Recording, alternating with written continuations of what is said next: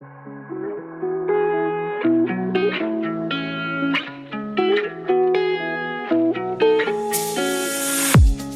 listening to an AINC original podcast. We believe you don't have to do life without a compass. Let us be your guide on this amazing journey. Welcome to Navigating Life with Vision Loss. Hello, and welcome to Navigating Life with Vision Loss. I'm your host, Kim Wardlow, also the Executive Director at the Audio Information Network of Colorado. I am super excited for the guest we have today. I want to remind you also about our Bringing Print to Life fundraising hike that is going to be held on August 12th, and you can register on our website at aincolorado.org. And that's related to our guest because our guest today is Erik Weihenmayer, and his Reach Foundation is once again this year providing scholarships for blind hikers. So we're so appreciative of that. And I'm super happy to have him on our program. He's been on Penn Street's program, After Sight. You may know him best as being the first person who's blind who hiked or made it to the top of Mount Everest. He's kayaked the Grand Canyon. He's an author, a great speaker. I think the first time I heard him speak was in the early 2000s, so probably just a couple years after he summited Everest. He also co-founded No Barriers, which promotes living a lifestyle of no barriers, and he may talk a bit about that. But that includes some outdoor activities and for people of all abilities. And one thing I just learned myself doing a little research on his website was that he was also a fifth grade school teacher and taught English and math and continues to have some educational programs as well. So welcome, Erik. I did not know that about you, that you taught school. Yeah, I was a teacher for 6 years and I loved it. I could have done it forever, but I got this wild hair to climb mountains. And so I've been doing that for 25 years now. Yeah. Lots of adventures. Yeah, lots of adventures in 25 years. Well, thank you for joining us. Like I said, I know you've been on After Sight, so we appreciate your coming on Navigating Life with Vision Loss. We're in July. We're halfway through the summer. What have you been doing? What adventures have you had? Or I'm thinking you, talking to Penn, I'm thinking you have one coming up maybe in Canada here pretty soon.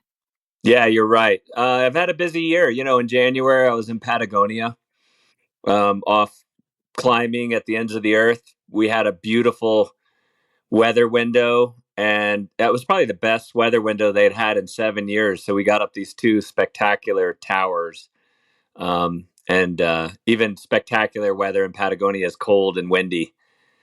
So that was great. I'd never been to Patagonia before. And then in April, I went to Wadi Rum. I was climbing in Wadi Rum, which is in Jordan. And it's this stunning sandstone formations, thousands of feet tall over the Wadi Rum desert with Bedouins and really incredible culture and things like that.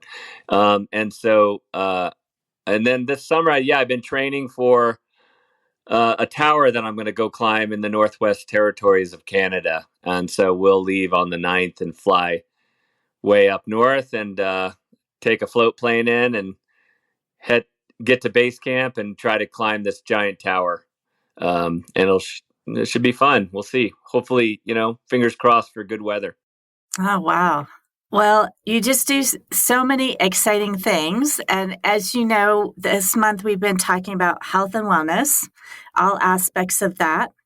And so as we're finishing up and talking to you, we're kind of looking at the more fun aspects of health. So as we look at trying to be healthy and maybe adding some exercise into our routines, just to remind folks that can be fun. It doesn't have to be going to the gym. It can be something that a person really enjoys doing.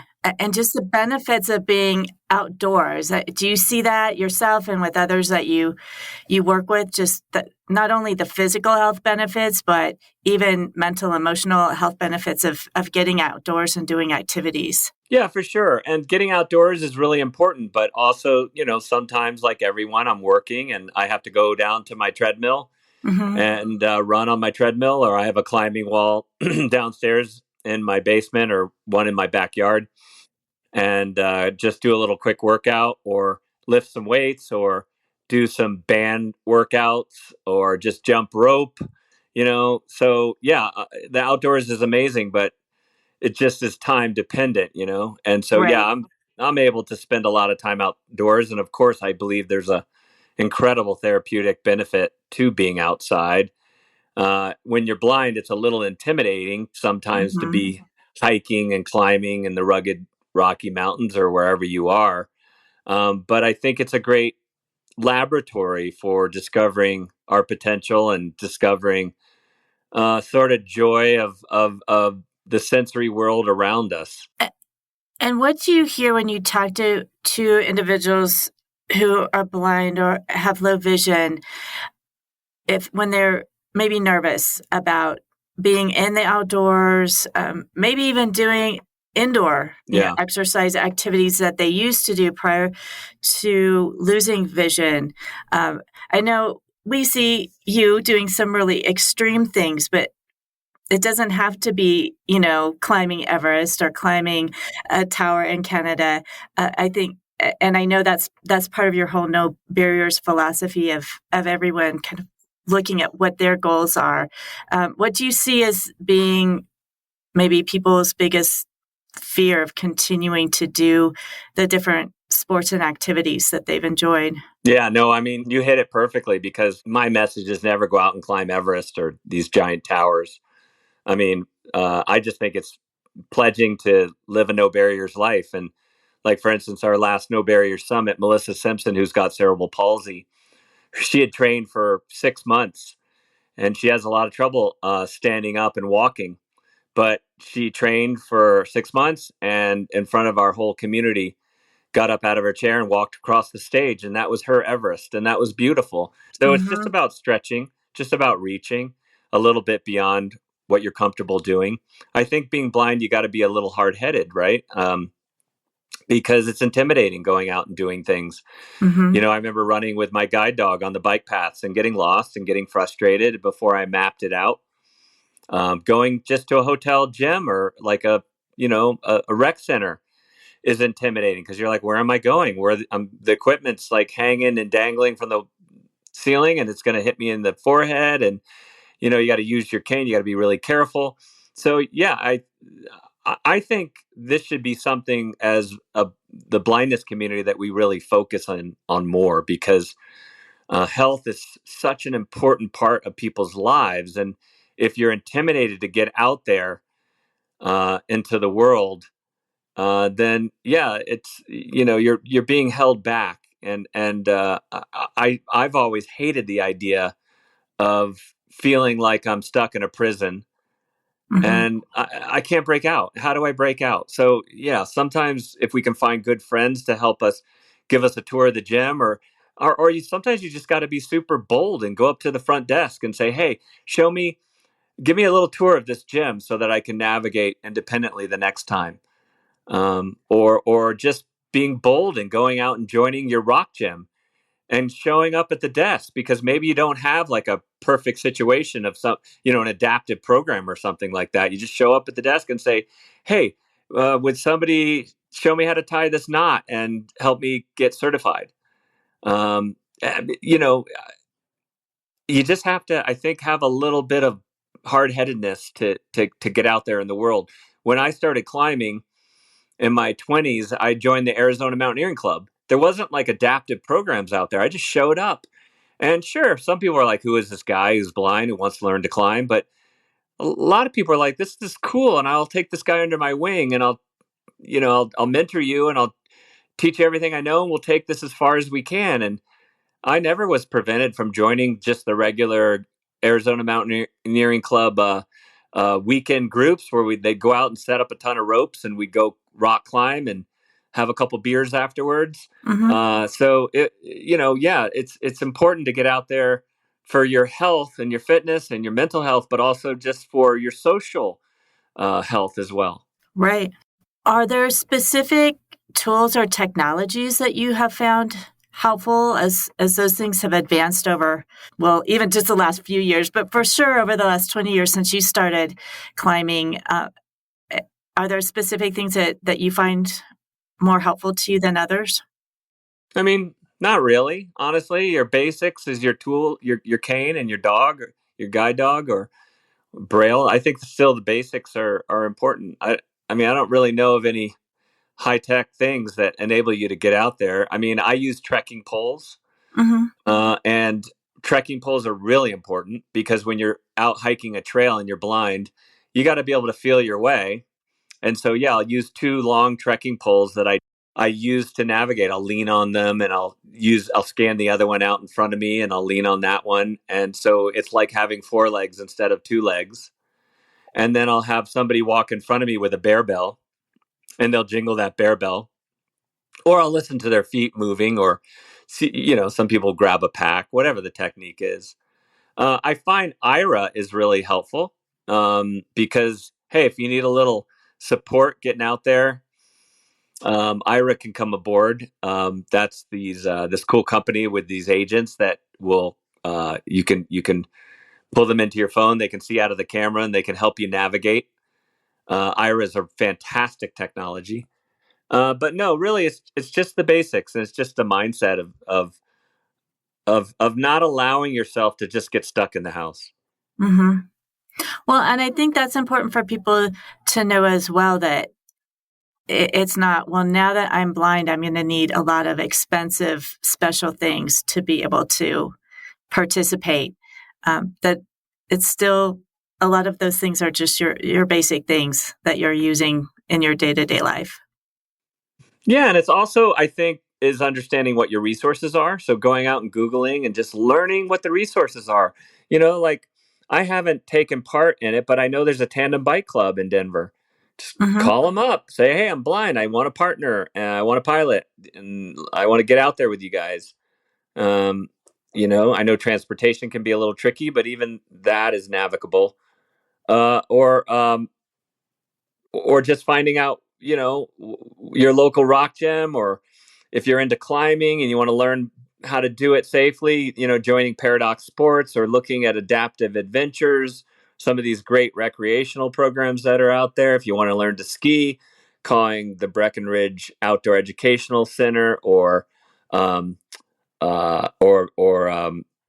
what's the one I've Oh, been foresight. Foresight, thank you. Foresight's absolutely terrific. Foresight, I mean, I can't recommend them better. They're incredible. So, yeah, you give Foresight a call and say, I want to learn to ski. And they have these wonderful volunteers. And, when I didn't have friends to drive me up there, I would take a Greyhound that would drop me off in Vail, and my guide would meet me, and I'd go skiing for a day, and I'd jump back on the Greyhound and come back home. So, yeah, I mean, life can be a little more difficult, but you can still get out there if you know what your resources are and you know how to make it happen. So obviously, climbing is your big focus. What are some of your other favorite activities and sports that you do? I have a full suspension mountain bike, which I take on trails with friends. And I have a nice road bike and a gravel bike, and I have the typical Colorado garage full of skis and climbing gear, and and ice climbing equipment. So yeah, I do a little of everything. I kayak as well. There's a great river that's in Golden Clear Creek, Mm-hmm. and the way I learned to kayak was calling I think it's the Colorado. I can't remember, but it's a kayaking organization out of Colorado, and they will teach you how to do your combat roles. They'll get you in a pool in the winter and help you work on your role, which is so important in kayaking. Um, but Yeah, what else do I do? I ice climb. I have some friends that we get out ice climbing. I've climbed some huge ice faces around the world. And then I just like to, walk and uh, and just get out in the outdoors sometimes. Just kind of hanging out, having a picnic. Hmm. Well, and I know you have kids, you have family, so I would think you probably get out and do things with your family as well. I do, yeah. My kids are grown now, so they're 21 and 23. But yeah, Oh, we get that old? together. I keep thinking they should be a little bit younger than that, I but feel that way too. I don't know what happened, but yeah, we go up to the mountains together and we'll swim and bike and take walks and stuff together. Up we have a place up near Rollinsville, and so yeah, no, definitely that's important. And my kids both hiked mountains. When they were little kids, sometimes even on my back, I had a backpack that I could carry the kids in, and we would hike a lot of peaks when they were little babies. So mhm. yeah, my kids have been at it for a while.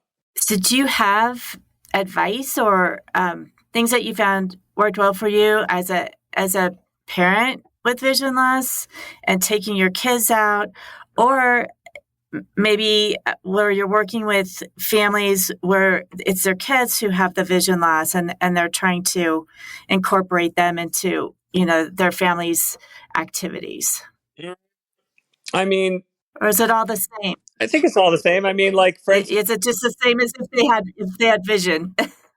yeah. I mean, if you're blind parent, yeah. I mean, like, I love the rock gym. Like, I'll take my kids to the rock gym. It's a really safe place. You tie your knots. It's kind of a controlled environment. That's really nice. None of my kids have piloted me on the tandem bike yet.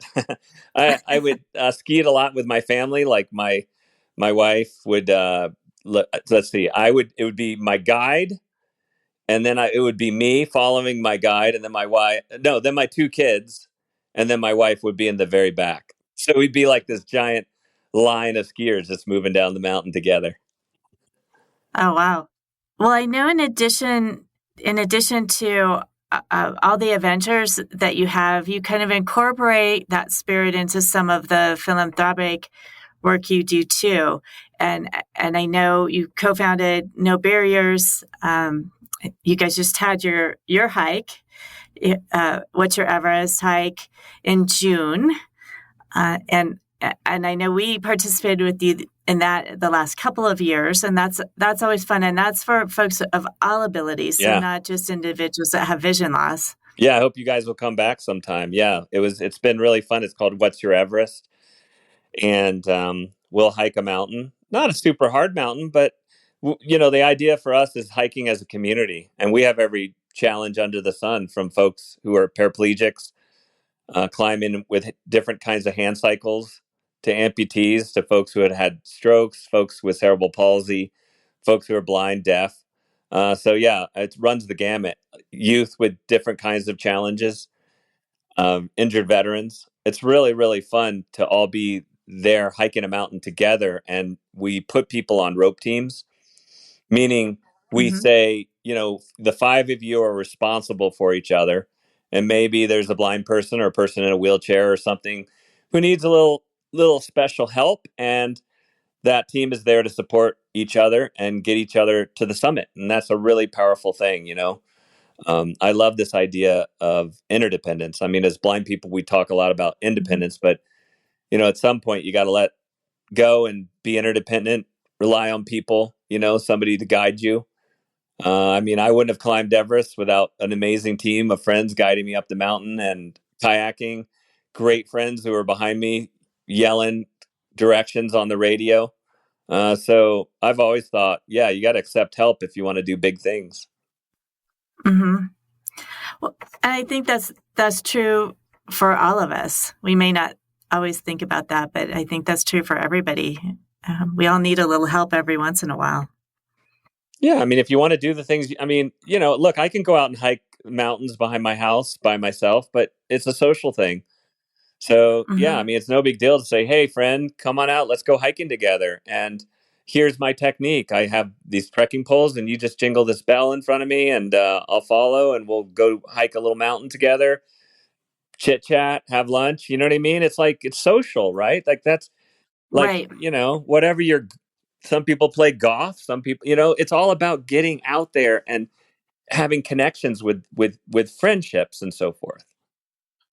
Right. I was going to say it's a way also to make new friends as well, to get involved in different groups For with sure. activities you're I mean, I know the interested in. Colorado Mountain Club is really open to people with different kinds of disabilities just showing up, giving a call and showing up to a meeting. And you make tons of friends, and people are psyched to walk and hike and climb with you. Mm-hmm. And like you said, enjoy a meal afterwards or something like that too, just to expand that social activity. Yeah, that's what life's about, right? It's not just about, climbing hard or biking hard. It's about the social piece that provides us. Definitely. Do you have a favorite meal after you've done a hike or done an Well, adventure I don't when you eat a get lot of back? red meat, but sometimes after a big giant hike, I'll eat a cheeseburger. That's my I cheat a little bit, but yeah. Yeah. No, I think also that's another good thing is that when you're out there pushing it and recreating hard and burning calories, it gives you license to eat a normal meal and not feel guilty. That's true. Or use it as an excuse to have a treat. Yeah, exactly. Yeah, if you've hiked all day or hiked a 14,000-foot peak or something like that, then yeah, guess what? You can have some cheesecake and it's not going to kill you. Exactly. And then you mentioned No Barriers. Our summit is coming up August 25th through the 27th, and that's at Copper Right. Mountain. And I think that's really fun too, for people to come out and expose themselves to all kinds of different opportunities, whether they be outdoor activities or cool innovations or just ideas and techniques and technologies. But that on and that extravaganza, I mean, we're trying to avoid calling things adaptive. You know what I mean? Because everything's Mhm. adaptive. Like what Right. isn't adaptive, right? So, but we'll have kickboxing and climbing and archery and fencing and all kinds of fun opportunities for people of all abilities to come out and enjoy themselves and hike mountains. And we'll do adventure races, and we'll have incredible speakers and films and entertainment, and people talking about how they broke through barriers in their life to achieve what they've achieved. And so it's really like a wonderful celebration of what this no barriers life can look like for individuals, for teams, for families. It's a great opportunity. I know I've gotten the last couple of years. It's a great opportunity to try out something that maybe you've been interested in and you just weren't quite sure, or you weren't quite sure how to connect, with a group. And it's a great way just to test things out and see what you like, because over a couple of days you can try several things out and just have some variety. Yeah, for sure. I mean, like we'll have trekking poles there and bear bells and things like that for people to try out. You know what I mean?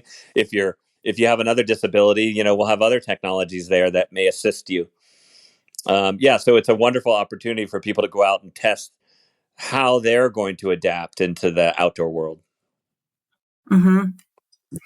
Are you able to give any a preview of the speakers this Oh year? yeah, Because I know they're always phenomenal. yeah, they are. We have J.R. Martinez coming back, who won Dancing with the Stars. He got burned up pretty bad in Iraq, but didn't stop him from going out and pursuing his career and love of dancing, and he won Dancing with the Stars. Wow. Pretty cool. And Kyle Maynard's going to be there. Kyle Maynard is he's an arm and leg amputee who has climbed incredible mountains over the years. He showed up to our No Barrier Summit way back in 2011, I believe, and he wanted to join our hiking clinic, and he showed up kind of just spontaneously the day before. And so, yeah, I was teaching a hiking clinic. I had people with paraplegics and amputees and folks who were blind and all kinds of systems that we were developing and setting up. And then he showed up and we're like, uh-oh, I don't know if we have a system for you. So we kind of scrambled. We got bath towels and packing tape and foam, and we wrapped his stumps up, and he crabbed his way to the top of the mountain and loved it. And then Wow. he said, hey, this is like a stepping stone for bigger things. Turns out he kept iterating his systems and technologies, and he met a good team there of people who wanted to support him, and he went off and climbed Kilimanjaro, the tallest peak in Africa. And then the next year he climbed Aconcagua, the tallest peak in South America, which is 22,800 feet. So, I mean, so the summit is a wonderful platform to go and learn how to do these things, to kind of set the process in motion, I guess. Right. And especially if you're wanting to try something new. For sure. And you can do it in a safer environment with the right people around you. Right. If folks are interested in the summit, how do they learn more? Go check out nobarriersusa.org, and you can register, and there are hotel rooms available. It's a 3-day event, so it'll be really fun. I'm doing a cool activity where we're going to show my latest film, which is called Soundscape. And it's about how I use echolocation, and I kind of use visual imaging as I'm climbing mountains around the world. And after that, we're going to break people into groups and do taste tests just with your eyes closed, and things that really tap into your hearing and your sense of smell, and really kind of explore how we can push the envelope in terms of all our senses, trying to awaken all of those senses and not just eyeballs, which most people who can see overly rely on their sight. Hey everyone, thanks for listening to part 1 of our episode with Erik Weihenmayer and Navigating Life with Vision Loss with Kim Wardlow. It's been such a fun time having him on the show. Please listen to our other shows, After Sight, Blind Sight, and Blind Level Tech with myself and Evan Starnes. And don't forget to check out our website, aincolorado.org. Also wanted to remind you again about the hike. It is coming up on August 12th. Next week, we're going to be joined by Erik Weihenmayer again as we dive into leisure activities and how to get into them. Enjoy. Have a killer week.